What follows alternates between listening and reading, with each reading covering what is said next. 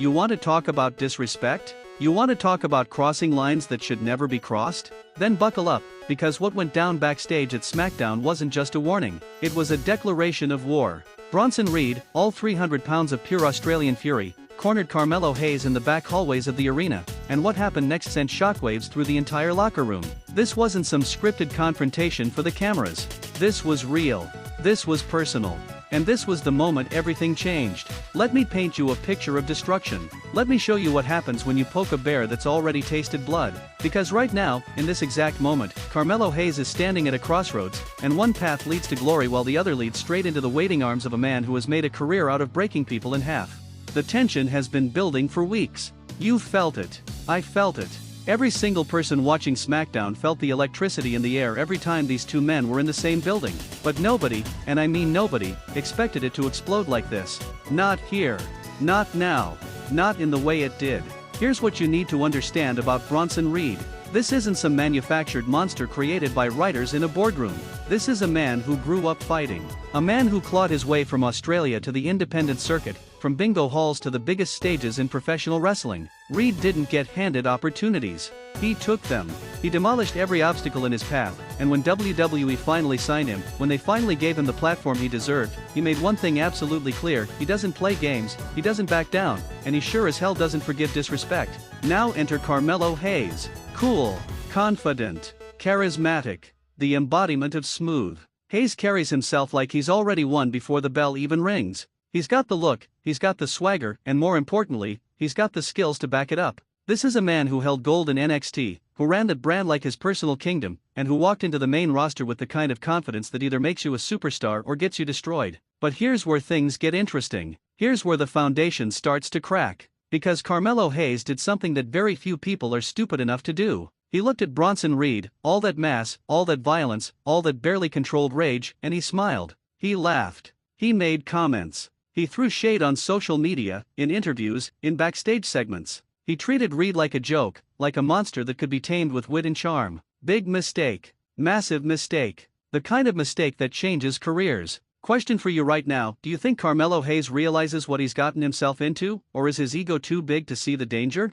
Drop your answer in the comments. Let's rewind to 3 weeks ago. SmackDown. Hayes is cutting a promo in the ring, talking about his trajectory to the top, name-dropping legends, putting himself in the conversation with the greatest to ever do it. The crowd is split, some eating it up, some bowing the confidence. And then, out of nowhere, Bronson Reed's music hits. Not scheduled. Not announced. Just pure chaos. Reed walks to the ring with purpose. No theatrics. No posing. Just a man on a mission. He steps through those ropes, and the entire atmosphere shifts. You could feel the oxygen getting sucked out of the arena. Hayes, to his credit, doesn't back down. He stands there, microphone in hand, that signature smirk on his face. And then he says it. The words that sealed his fate. You think I'm scared of you, big man? You're just another obstacle for me to leap over on my way to greatness. The crowd gasps. Social media explodes. And Bronson Reed? He doesn't say a word. He just stares. That cold, calculating stare that tells you everything you need to know.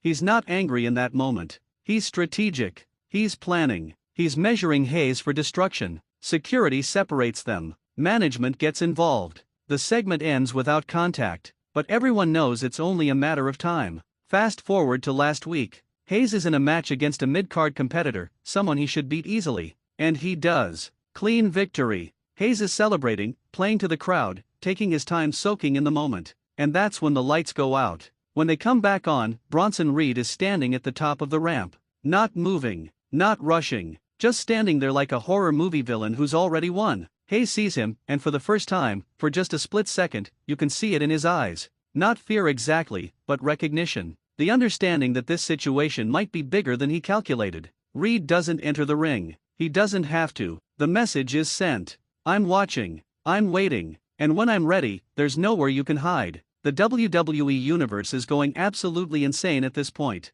Social media is flooded with speculation. Is this leading to a match? Is this a feud? Are we about to witness something special? The anticipation is building like a pressure cooker ready to explode. Now we arrive at this week. SmackDown. The night everything changed. The night the warning was delivered. Hayes arrives at the arena early. He's scheduled for a backstage interview segment, nothing major, just building his character, staying relevant. He's walking through the corridor, his crew with him, cameraman following, catching content for social media. Everything seems normal. Just another day at the office for a WWE superstar. And then he turns the corner. Bronson Reed is standing there. Not by accident. Not by coincidence. This was planned. This was intentional. Reed is blocking the entire hallway, arms crossed, that same cold expression on his face. The cameraman keeps filming because this is gold, this is what the people want to see. Hayes stops. His crew stops. For a moment, nobody says anything. The tension is so thick you could cut it with a knife.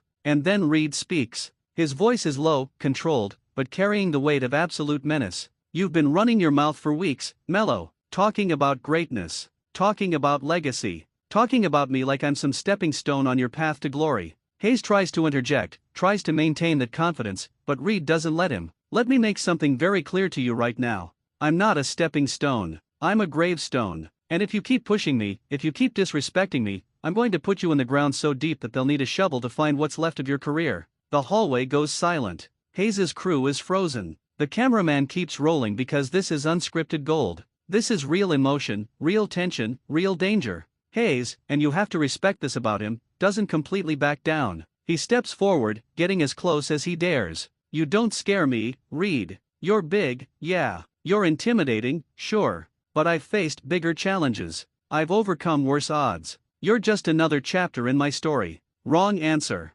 Completely wrong answer. Reed's expression doesn't change, but something shifts in his body language. He leans in, close enough that only Hayes can hear him clearly, though the microphone picks up fragments. This isn't a story, kid. This is real life. And in real life, when you wake up a monster, you don't get a happy ending. You get scars. You get pain. You get broken bones and shattered dreams. He pauses, letting that sink in. I'm giving you one chance right now. One opportunity to walk away from this. Apologize. Show some respect. Acknowledge that you bit off more than you can chew. Do that, and maybe, just maybe, I'll let you keep your career intact. Here's your second question. If you were Carmelo Hayes in this moment, would you apologize or stand your ground? Let me know in the comments. The entire wrestling world is holding its breath waiting for Hayes' response. This is a defining moment. This is the kind of decision that shapes legacies. Does he swallow his pride and live to fight another day? Or does he let his ego write a check his body can't cash? Hayes stands there, you can see the wheels turning in his head.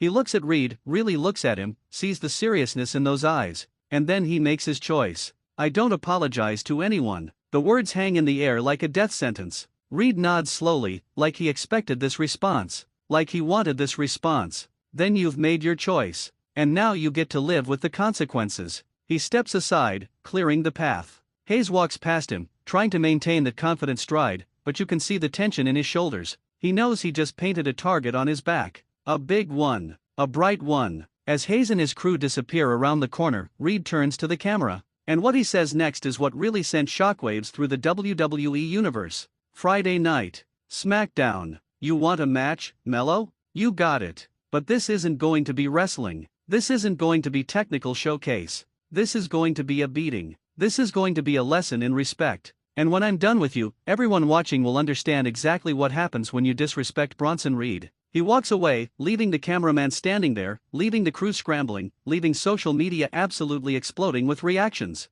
Now let's talk about what this really means. Let's break down the layers of this confrontation because there's so much more happening beneath the surface than just two guys having words in a hallway. First, the power dynamic. Reed is established. He's proven. He's made his mark on the main roster by demolishing people. He's the kind of competitor who doesn't need championships to be relevant because his presence alone creates opportunities. He's a final boss character, the kind of opponent that tests whether you're really ready for the next level. Hayes, on the other hand, is still building his main roster legacy. Yes, he was dominant in NXT. Yes, he's incredibly talented. But the main roster is a different beast. It's where legends are made and careers are broken. Hayes needs a statement win, a defining moment that establishes him not just as talented, but as elite. And here's where it gets complicated. Because a match against Bronson Reed could be exactly that moment. If Hayes somehow, someway, manages to pull off a victory against this monster, his stock skyrockets overnight. He becomes the guy who slayed the giant. The man who backed up his talk with action. His career trajectory changes completely. But if he loses, especially if he loses badly, all that confidence, all that swagger, all that self-promotion looks like empty words. He becomes the cautionary tale, the guy who talked his way into a beating he wasn't ready for. So the stakes couldn't be higher for both men. Reed needs to maintain his monster status, to prove that his warnings aren't empty threats. Hayes needs to prove he belongs in the conversation with the top-tier talent. This isn't just a match. This is a career-defining moment for both competitors. Let's also talk about the backstage politics of this situation, because in WWE, everything is connected. General Manager Nick Aldis had to sign off on this match. Creative had to approve it. And you better believe that every single person in that locker room is watching this situation closely. Why? Because how this plays out sets a precedent. It shows whether the new generation can hang with the established monsters. It demonstrates what happens when you talk trash in this company. It reveals whether confidence gets rewarded or punished. Other wrestlers are taking notes.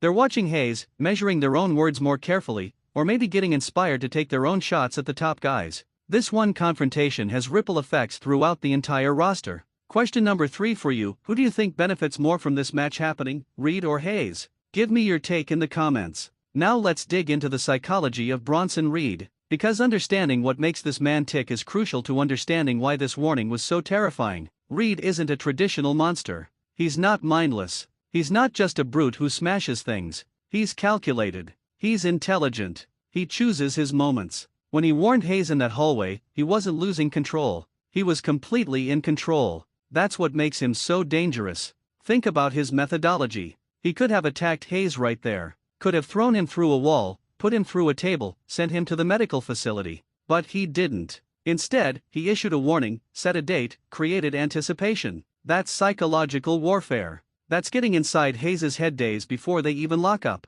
Now Hayes has to spend every moment until SmackDown thinking about what's coming. Every training session is shadowed by the knowledge of what awaits him. Every time he closes his eyes, he's probably seeing Reed's cold stare. The match hasn't even happened yet, and Reed is already winning the mental game. This is the difference between a good wrestler and a great one. Good wrestlers rely on physical ability. Great wrestlers understand that half the battle is won before you ever step in the ring. Reed has Hayes doubting himself, questioning his choices, feeling the pressure of the moment. And that gives Reed a massive advantage. But let's not count Carmelo Hayes out completely, because this man didn't get to where he is by being mentally weak. Hayes has faced adversity before. He's overcome odds. He's won championships against stiff competition. And most importantly, he's got something to prove. Sometimes the most dangerous opponent is the one with everything to lose. Hayes knows that if he backs down now, he looks weak. If he gets demolished, his credibility takes a massive hit. So he's backed into a corner, and cornered animals are unpredictable. They fight with a desperation that can surprise even the most prepared opponent.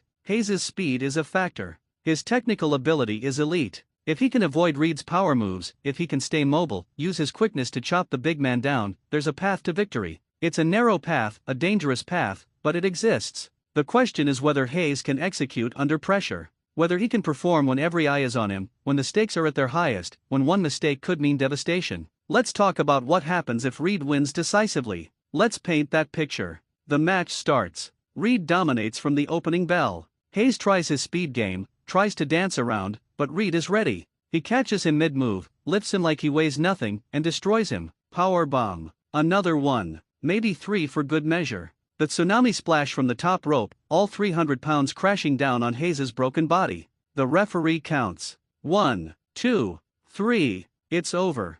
Hayes is left laying in the center of the ring. Medical staff rushes in. Reed stands over him, not celebrating, just staring, making his point. The message is sent to the entire locker room: this is what happens when you disrespect me. Hayes' momentum is completely stopped. He has to rebuild from scratch. The confident character takes a hit because everyone saw him get dismantled. He becomes more cautious, less brash, or maybe he goes the opposite direction and becomes obsessed with revenge, leading to more beatings, a downward spiral. Meanwhile, Reed's stock goes even higher. He's the enforcer. He's the monster everyone fears. Management starts using him to establish other talent, putting him in programs where his dominance creates stars. He becomes the gatekeeper to the main event scene. But here's the alternate scenario. Here's what happens if Hayes pulls off the impossible. The match starts the same way. Reed dominates early. Hayes is getting thrown around, beaten down, the crowd thinking it's over. But Hayes digs deep. He finds that extra gear. He starts targeting Reed's legs, chopping the tree down. Every kick, every strike, is calculated to slow the monster down. Reed goes for the tsunami. Hayes moves at the last second. Reed crashes and burns. Hayes sees his opening. He hits his signature moves, one after another. The crowd is going insane. Can he actually do this? Hayes climbs to the top rope. Reed is down. This is the moment. Hayes leaps, hits his finish perfectly, hooks the leg. The referee counts. 1, 2, 3. The place erupts. Hayes just beat Bronson Reed. The unthinkable happened. Hayes is standing in the center of the ring, emotions overwhelming him, because he just proved every doubter wrong. He backed up his words with action. Reed is shocked. The aura of invincibility is cracked. Hayes just announced himself as a legitimate main event player. His career trajectory completely changes in an instant. Here's question number 4, which outcome do you want to see and why? Drop your detailed answer in the comments. But here's what makes this situation even more